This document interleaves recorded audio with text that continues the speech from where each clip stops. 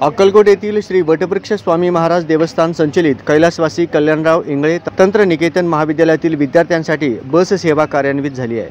त्याचे शुभारंभ आज मंदिर समितीचे चेअरमन महेश इंगळे यांचे सुपुत्र प्रथमेश इंगळे यांच्या हस्ते झाले। या प्रसंगी बोलताना प्रथमेश इंगळे यांनी अक्कलकोट तालुक्यात श्री वटवृक्ष स्वामी महाराज देवस्थानचे कैलासवासी कल्याणराव इंगळे हे एकमेव तंत्रनिकेतन महाविद्यालय आहे।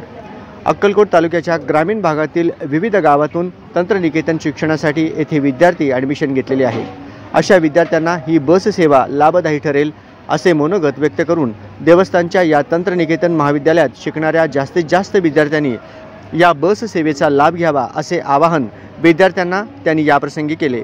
याप्रसंगी महाविद्यालयाचे प्राचार्य नागनाथ जेहुरे, उपप्राचार्य विजय पवार, धीरज जनगौंडा, दर्शन घाटगे, उमेश सोनवणे, रवींद्र नष्टे, बंटी नारायणकर व इतर शिक्षक, शिक्षकेतर कर्मचारी, विद्यार्थी विद्यार्थिनी उपस्थित होते।